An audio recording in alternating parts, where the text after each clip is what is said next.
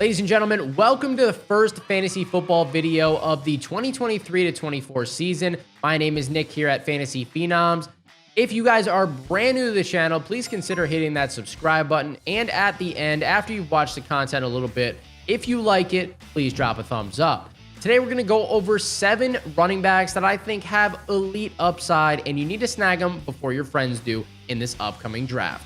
First off, Bijan Robinson on the Atlanta Falcons. Of course, he was picked in the first round of this last NFL draft. This is a very run-heavy offense, and I know some of you guys might be thinking, well, listen, I don't want to pick a rookie in the first round of my fantasy football draft because what if he is a bust, and what if he doesn't get the touches that he needs to get?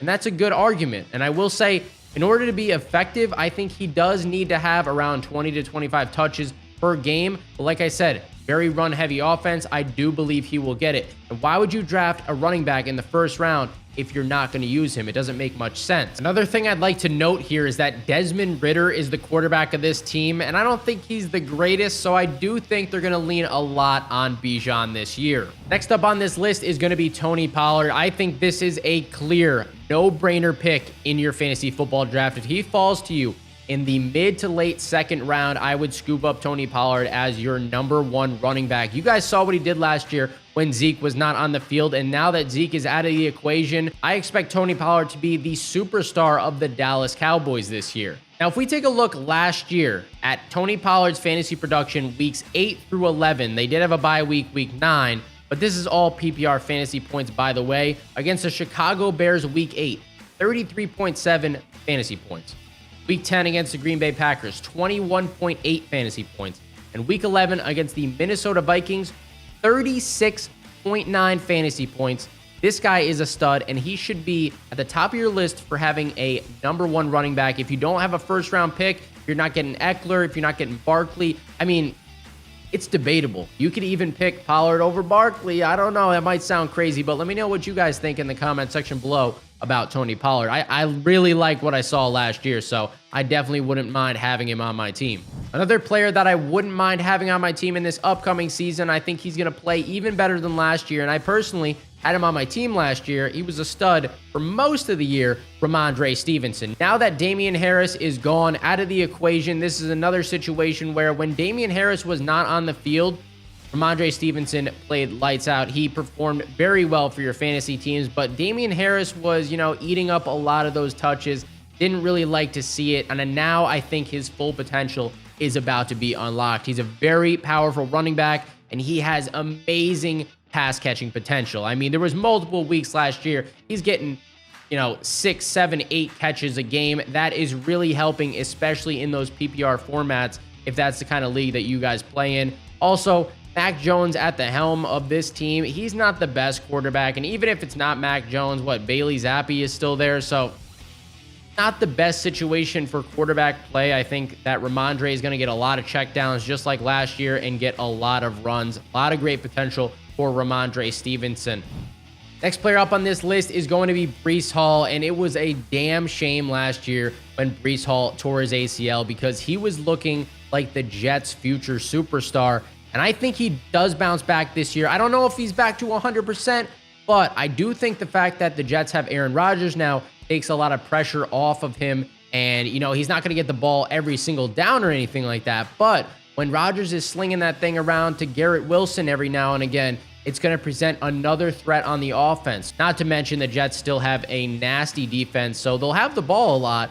It's just a matter of fact whether Breece is going to be fully healthy, but I would definitely pick him in my fantasy football leagues because, like I said, last year he was looking like a superstar before that injury. Next guy up on this list who also tore his ACL. Will he have a comeback? Javonte Williams is who we're talking about here. This man is a great pass catcher, but the one downside to this is that he is on the Denver Broncos. And last year, the Denver Broncos could not score many points whatsoever. Do you guys remember that Thursday night game, I believe it was? It was either Thursday night or Monday night where they played the Colts, and this was possibly the worst game I've ever watched in my entire life. It was just dreadful.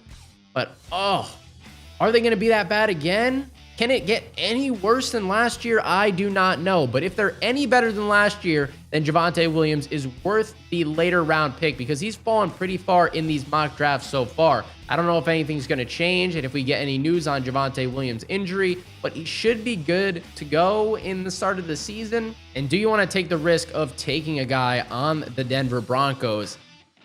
I don't know. There's a lot of risk reward here. Next up on this list, we have Travis Etienne, and I really like this player, and he played fairly well last year for a good portion, but the Jags are going to be even better this year. You better expect that. And Calvin Ridley is going to help spread the field even more, take a little bit more pressure off Etienne. Trevor Lawrence going into his next season, he's going to be even more comfortable than he was. I mean, he played some great football down the stretch of last season into the playoffs, so I expect that to definitely continue. In Etienne last year, his downfall was really that he wasn't catching too many passes. I expect that to increase this season, especially in PPR formats. If you're looking for pass catching running backs, then Etienne should be good to go for you. Next player up on this list is going to be Jahmyr Gibbs. Is he actually the Alvin Kamara prototype that everybody's making him out to be? Or is he a fraud and he's not going to get too many touches? We will see. I don't think he's going to be a fraud by any means. I think this is a good selection in your fantasy football leagues, and I think he will perform very well, especially in PPR formats. But this Lions team kind of scarred me last year without using, they weren't using DeAndre Swift the way that he should have been used. Now he's on the Eagles. We'll talk about that in just a second here, but he's drafted in the first round for a reason, right? He's got to be used, and he's got to be getting a lot of touches for this draft pick to be worth it. The Lions team is going to be even better once again this year, just like the Jaguars, I believe. Both of these teams are going to improve drastically, and Gibbs should definitely be benefiting from that scenario. Now, I did talk about DeAndre Swift a little bit, and he's falling very late into drafts. I do think DeAndre Swift is worth the draft pick towards those later rounds because we saw exactly what Miles Sanders did last year. And although the Eagles have a lot of running backs that they like to use, you know, Boston Scott, Kenneth Gainwell, I still think that Swift will be the feature back, and I do think the Lions just used him wrong. So could he replace Miles Sanders and be even better than Miles Sanders? We're talking about DeAndre Swift here. I think he can. Anyways, guys, if you enjoyed this video, like I mentioned earlier, please drop a thumbs up and let me know any questions you guys have for the 2023 to 2024 fantasy football season down below. I will catch you in the next one. Have a great day.